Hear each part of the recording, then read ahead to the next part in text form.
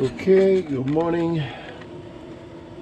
Getting ready to leave this area. Temperature went down to 42, 44. No big deal. Now I'm getting ready to make my breakfast. My water, coffee here.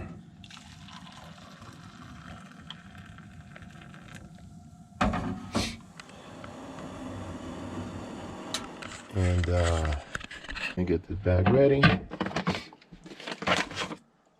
Let's see, it's supposed to be a cup and a quarter. That's a cup.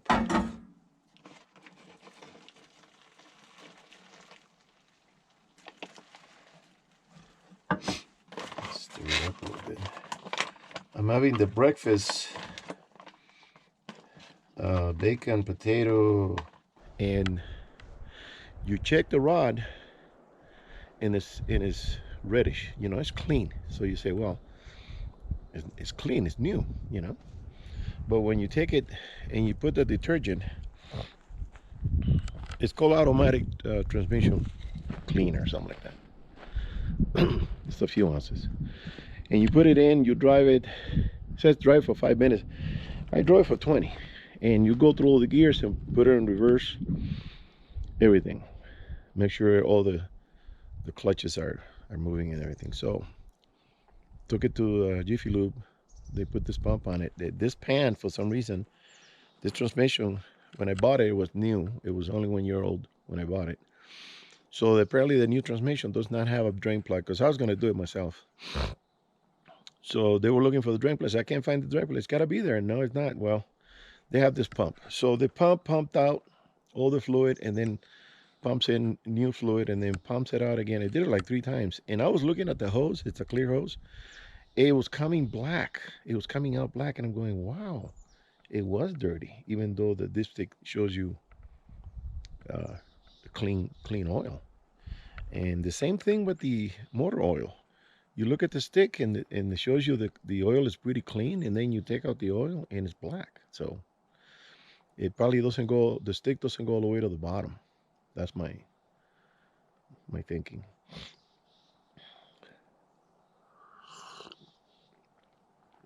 And the reason I did that, put new fluid, cost me 120 bucks, 125 bucks, is because I want to make sure that the clutch is not going to slip going up, because it did last week. It conked, it did a noise, and I give it gas and it wasn't moving, and I'm going, oh, that's not a good sign. So I said it's got to be the clutch, because the low gear, they engage with a lever, so it's nothing to do with hydraulics or electrical like the new ones. And so I said, okay, I know that it's in gear, so it's got to be the clutch, and the clutch is probably dirty. So I did that, and I did that on my boat also, and I noticed the difference when you put it in drive, the boat jumped. It just went, I'm going, whoa, it's really catching. So it does work. So when I did on the boat, I liked it. I bought four. And actually, I had to hunt around because everybody had one. So I had to go to 4 different auto parts to get it. I think I still got another one spare that I can do on another vehicle.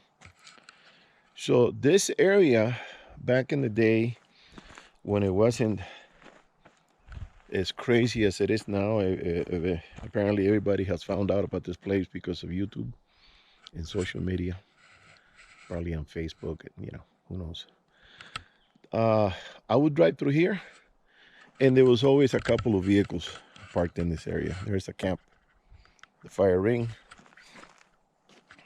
and they had the big tents and everything. And these are the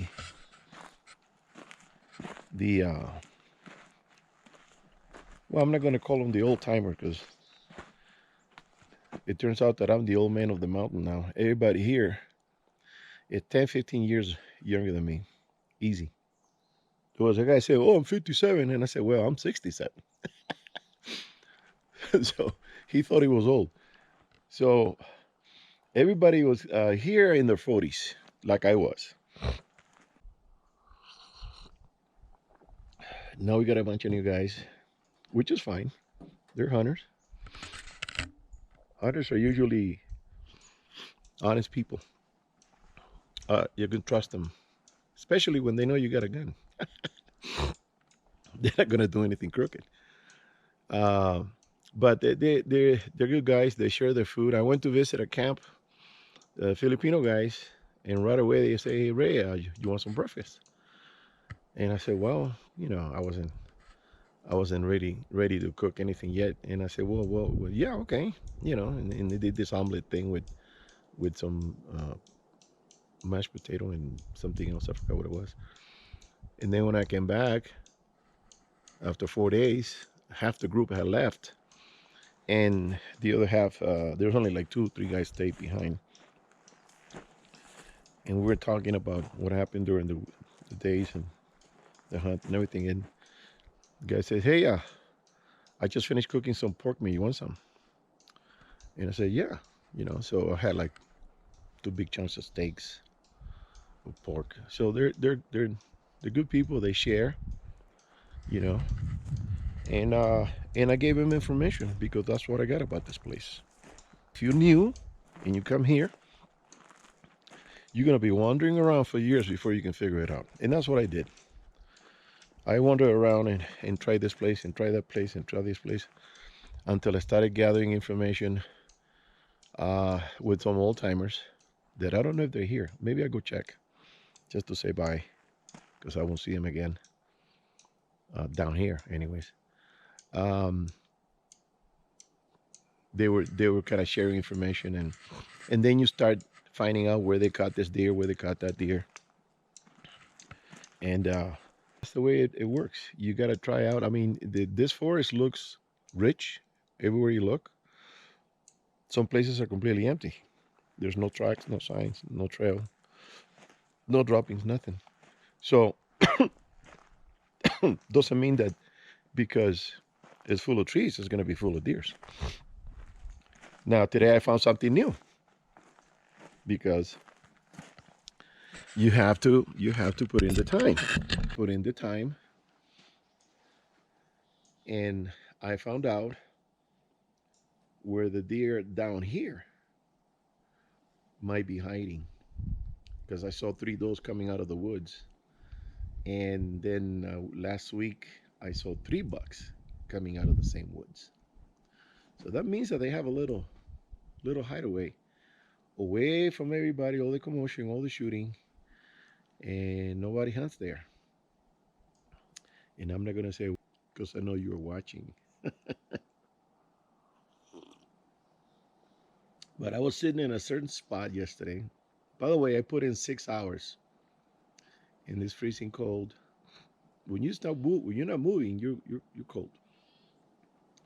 And I put in 6 hours, and I kept saying 1 more hour, 1 more hour, 5 o'clock. I'm gonna stay until 5. Okay, 5:30. I'm gonna stay until 5:30, and then around that time, I see movement around 550 yards away. Right away, grab my binoculars and start looking, and bingo, a doe pops up out of nowhere where I've been looking before, and there was nothing. Then another one popped up. Then another one popped up, and I said, "Okay, ahorita, pretty soon the buck's coming." The buck didn't come. Maybe they got shot and killed. Who knows? But it's an area that is worth looking at and working it. The only issue is that it's the most gnarliest, packed with rocks and fallen trees and huge branches. I was really checking it out, and there's really no way to get in there without making any noise. And you make noise, they're ahead of you already half a mile. So that's why they go in there where hunters don't go. They hunker down, even in high winds. They don't like to travel when it's windy because they can't hear nobody walking around them. So they just hunker down, and that's what they were doing. Um, Very little open area, very dense, very dense. It's really unhuntable. I haven't seen anybody walk in there and just walk in there. There might coming out with deer. So yeah, There's still deer here,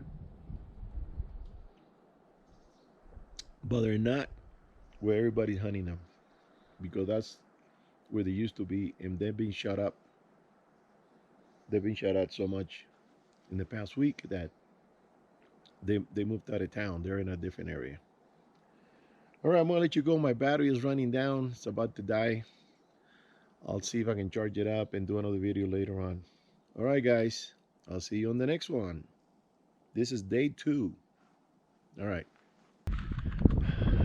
Well, I drove down to the camp area, and there isn't a single camp. It's all empty except one pile of gear, the cooler and the tent. They haven't set it up yet. They just unloaded and went hunting. I thought with the amount of vehicles I saw come through, this area would have been pretty much packed.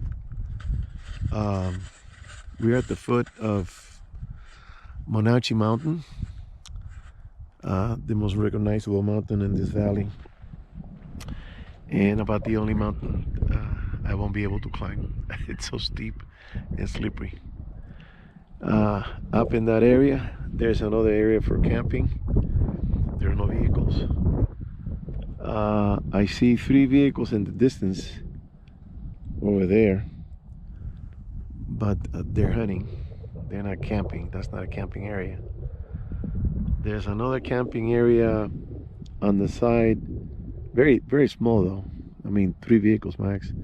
On the side of those cabins, that's where the fishing game's supposed to be. Their station, and there's some camping area there. So I don't know where everybody went. Or maybe, most likely I would say, they went back into the wilderness, which is back in that area. There's a road, you can see the road over there. It goes behind it, and you follow that, go. And then at the end you stop there, and then you climb, you start going in.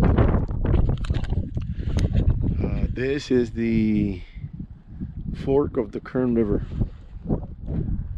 which is the lowest I've ever seen in 35 years I've been coming here. The water's usually 2 feet higher.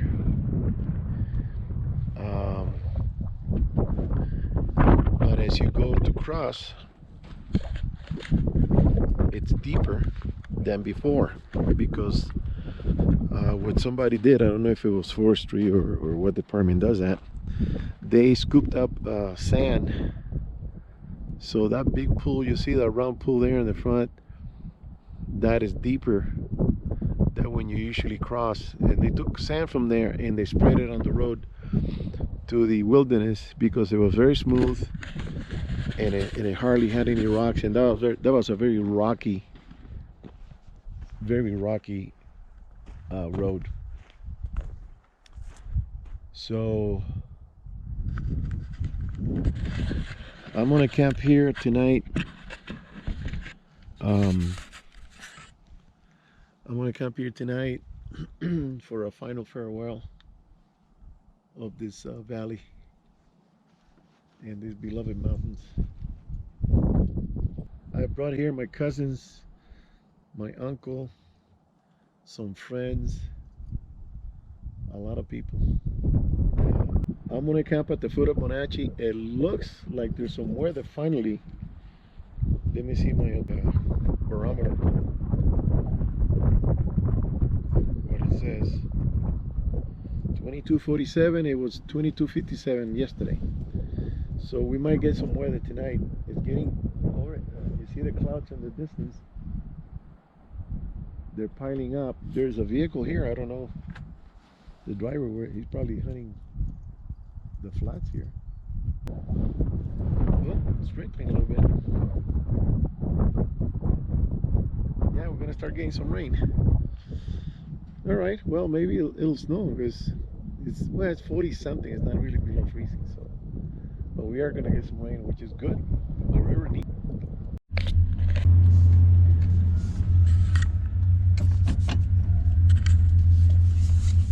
Well, these clouds are really hanging low. Close the windows.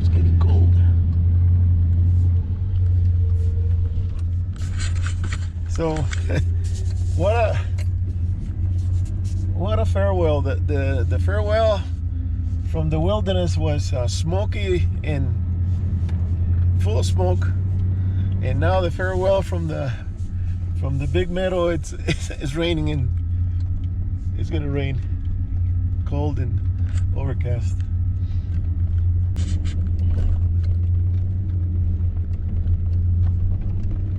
So the group of people that they're supposed to be here, well, maybe he'll come tonight because today is Friday and they're working. He'll probably show up today at night, because this is the last weekend.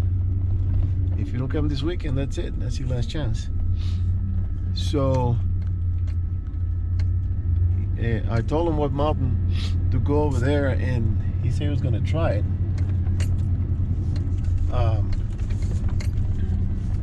When I first came here, I was brought by a cousin of mine, and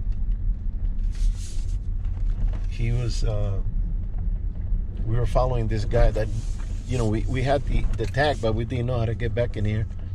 We followed this guy that he had been here several times. I think his name was Rudy. And we went to this little camp area. We landed here, we got here like 4 o'clock in the morning.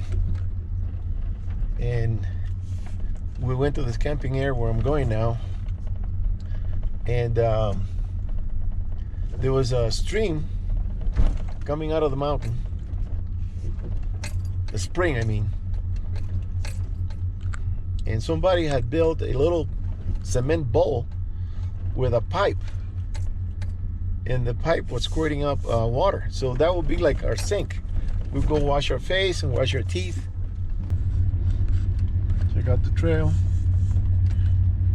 A little camp set up over there under the trees. There's a cooler, a table. So that's what a guy named Johnson, he likes to camp there at the corner, at the little corner there. There's a dead end street and it takes you right to there. It's a nice spot. I've never been there. He's an airplane mechanic. I haven't talked to him for a while. Again, gotta find his number. I don't know where I put it. So anyways, when we first came here, I got out, you know, I'm like enthusiastic. I got out of the truck with the rifle and started walking it at night, and I had a walkie-talkie, and my cousin calls me. He goes, "Where are you going?" I said, "Well, I'm gonna go and find a place." And he goes, "Dude, there's bears over here." And I said, "Okay." I went back to the truck. And okay, I'm gonna wait for daylight. So we were just sitting in the truck, in the Blazer, taking a nap. And then there were 5 of us. I think I got a picture.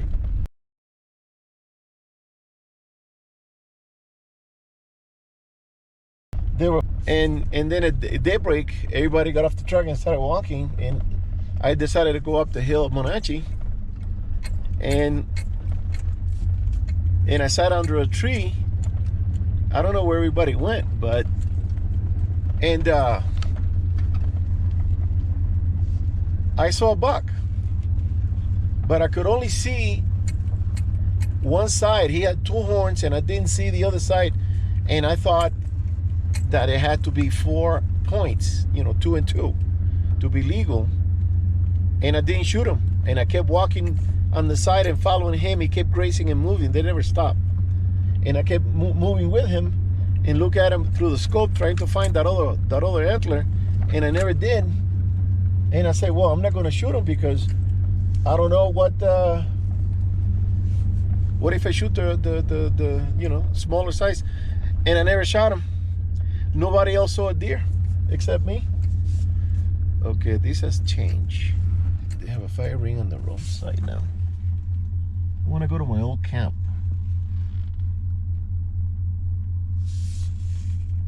That's not it. There used to be another tree. I think it's on the left. Boy, this place has changed. Okay, there's a fire ring there. There's another fire ring here. So this used to be only a one camp area. I see that there are many.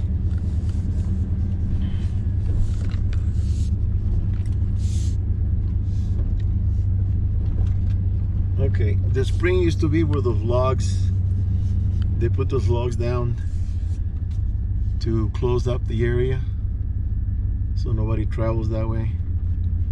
And I think the camp was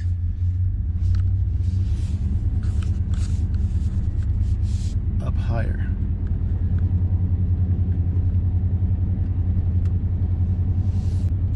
Wow, this has changed.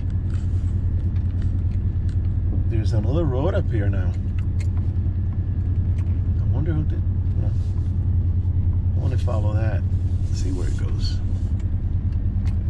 Because I think it was up here.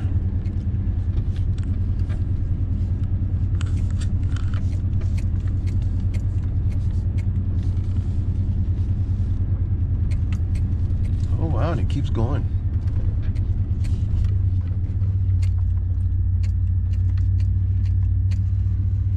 Oh boy. That's the tree. I recognize that tree. The camp was there, fire ring. The spring was there.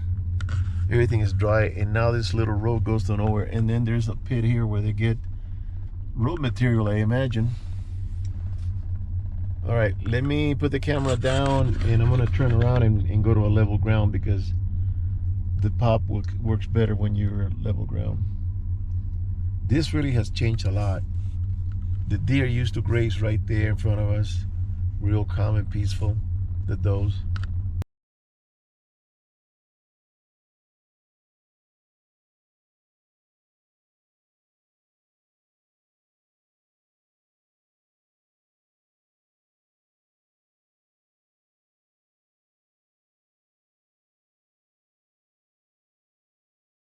Really beautiful. But it has changed like everything else. Yeah, there are the three trees. I got pictures. The ring used to be right there. Right in that spot. It used to be a fire ring before that tree fell. And I got a picture going up the little dirt road here with a quad that I managed to bring in here. I don't remember. How did I bring that? Oh yeah, I brought it inside it was a three-wheeler. I brought it inside the Blazer, believe it or not. Took out the rear chair and put the little three-wheeler in there, Honda. Man, those were the days. So this road keeps going up. I wonder if I should take it. I could go up there, but I don't want to mess with it. All right, let me turn around later. And I wanted to say goodbye to the place. This is one of my favorite places to hunt. I got good memories here. It's just that don't have anybody else to come along, and everybody's busy. And then the other group, the younger group, they're not into hunting. They're more into the electronic stuff. And then on one side note, on the way here, on the freeway, I usually call my friend Mr. Comfortable, the one that never can come because one thing or another. And he gives me the bad news that he was waiting for the analysis, the blood samples, and they took some samples of cancer. So he says he's going to do surgery next month. And that kind of took... We've been friends for 50 years. And he gets a break. You know, once the surgery is done, he told me there are a couple of other guys I know from high school that they also went through the same surgery, and one is already 9 years into it. He says he's fine. Everything works, if you know what I mean. So they were worried about that. So I told him, listen, it's better to be alive not being alive. So he says, yeah. So he's going to do the surgery. And hopefully he comes out of it. And it shook me so much that I called my wife and I said, hey, I want you to call my doctor and make an appointment next week. I want to get checked out. Because I haven't been to the doctor in 2 years. I feel fine, but cancer doesn't tell you it's there. You're not going to feel a thing. So I'm going to go checked out. Anyways, let me snap out of it. A last farewell to a dear place in my heart. Listen to the wind. It's beautiful. All right. I'm saying goodbye. Till the next one. Yeah, look at those clouds roll in.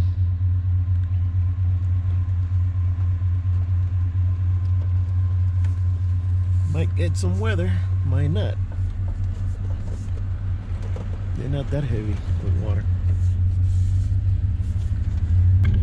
So I went inside the cabin. I mean the camper, and I secured everything.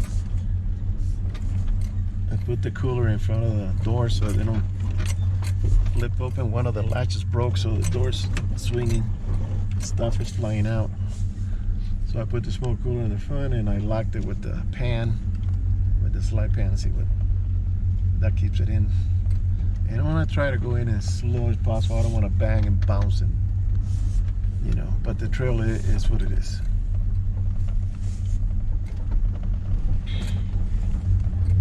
I use plenty of water from the sink to reduce the weight on the camper. But I think maybe I used a gallon. So I took off 8 pounds. 8 pounds. Oh, freaking rod, man. Gotta pay attention. Those roots are worse. The roots, I mean, they just across the road. There's nothing you can do.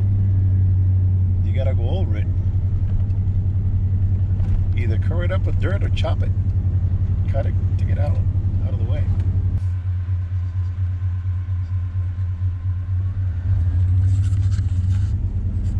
You know, I'm from the Caribbean. I love the water. I love the beach. I'm Cuban.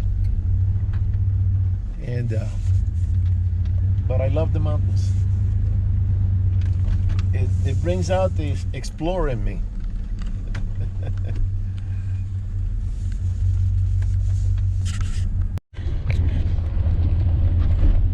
Okay, so it started to drizzle.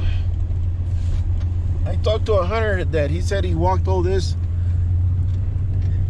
about 5 miles into it and didn't see diddly. So seen 3 hunters leave empty-handed, and 4 new trucks just came by me just now. So there's still people coming into the valley. With this weather, I don't know. The deer here behave differently than they do in Wyoming. I mean, in Wyoming, I seen deer in the snow while it's snowing. It wasn't a blizzard or anything, but it was coming down a little bit, and they were walking like normal, you know, on the side of the trail. Over here, the deer they're a little more skittish. They hide really big time. They don't come out. So I'm getting out of Dodge because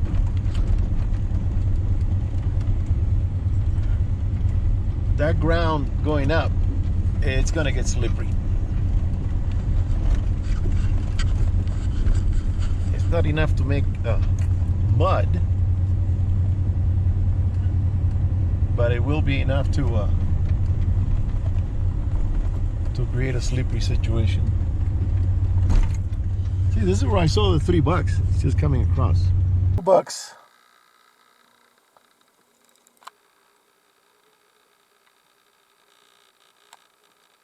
There were $2 there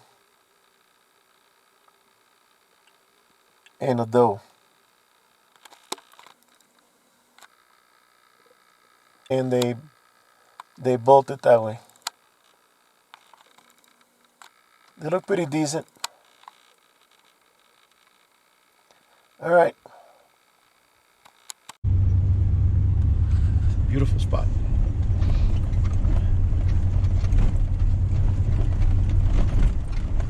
And I hunted this area here.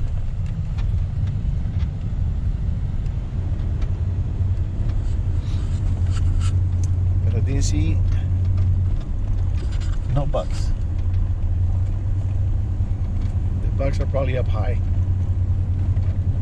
Or they moved down below. They're just away from here. So this guy I talked to, I gave him a few tips where to go. He says he's only been here a couple of times, and you know, he's about my age.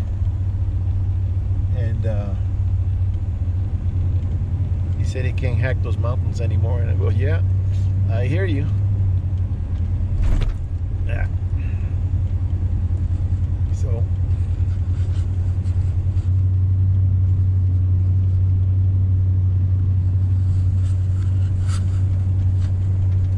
too bad the streams they're dry, but we might get some water. If we get good rains, we might get the streams back running.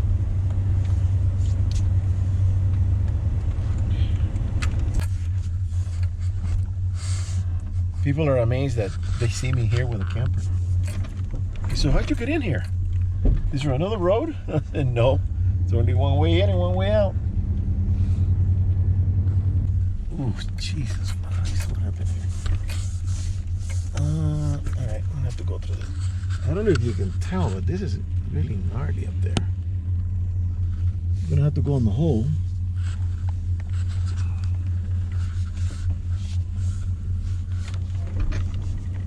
When I started coming here, that bridge wasn't there. You had to go down and then up this embankment. It was really high to get up to here, because that stream had water. It was rushing, so you had to go down and up, and basically you would straighten up basically around here. And the only vehicles that will make it will be the Blazers, the Jeeps, and short pickups. This camper wouldn't have made it, because it would have gotten stuck. No long bed pickups. This is strictly a Jeep. Actually, that's what it's called, Jeep Road. It was strictly Jeeps and Blazers and small Toyota. I will come here with my Blazer, and I got video that the Blazer will, you know, go through the water and go up. So to protect the spring, to protect the stream, they built the bridge. I said, okay, you know, but now you made it so accessible for everybody. Oh, there's some water here. Ah, well, there's a place for them to drink. You made it accessible to everybody, and I seen Suburbans back in here. People come here in the summertime to do some four-wheeling and camping, which is nice. I don't come here for wheeling or camping. I come here to hunt. But it just, I was talking to this guy. He goes, man, it's a circus. He says, I came here in the summertime and it was full of people running around and making noise and barbecuing. That guy I was talking to, he had a diesel Dodge with oh, Jesus Christ, what a hole, with a long bed, and he had a extra cab. And that's the type of truck I was thinking of getting for this one. So I have more room in the back seat. 3/4 tons. But you know what I like about this pickup? That is nimble. It goes around the tight corners. It goes into the tight trails. You get a big truck like this, and 4 low, second gear. I'm gonna leave the first gear for the gnarly part, and I'm gonna have to put the camera down. I don't think I can hold it and do that part. So I got this place out of my system. It's an adventure, and it's fun when you have a challenging trail, but not by yourself. It's fun when you have other people with you and other vehicles in case something, you get stuck or you need to get pulled or something, you know. But when you're alone, you got to take precautions. Look at the change. It feels like I'm in Colorado. Colorado is beautiful. I've been there a couple of times. It's real pretty country. Real pretty country. And I was thinking, if I leave California, I might move to Colorado. I gotta find out about the usual suspects, like pricing, gas prices, property prices, politics. If it's another ultra liberal, I know they're the Democrats, but I don't know how crazy they are. Like if they are like here. Okay, they pass laws out of emotions, not out of facts. All right, I think here I'm gonna put it in first gear. Let's go easy. Okay, that's enough.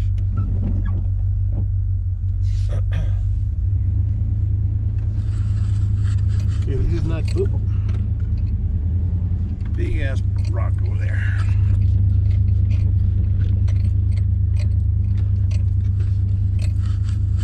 When I bought this truck, the old man Smith told me, I've been through some gnarly trails with this rig. And I was saying, I think I've been through worse ones, because this trail is not really a piece of cake for a camper, or a camper truck, you know, pop-up camper. You know, last week I talked to a guy that he said he broke a steering box on his Jeep. Jeep is a light vehicle, so I don't know what he was doing. That thing popped. Okay, here it comes. This is the part that let me see, is it the part? No. Oh, there's a guy there. It's a Ford. Okay, what happens here? Oh yeah, oh boy. Is that ice?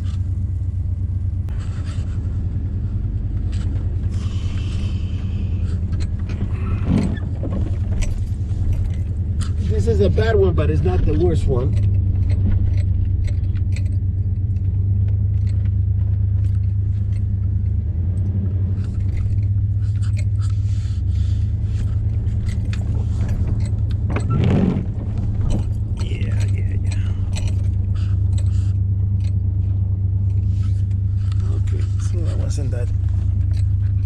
That wasn't that gnarly.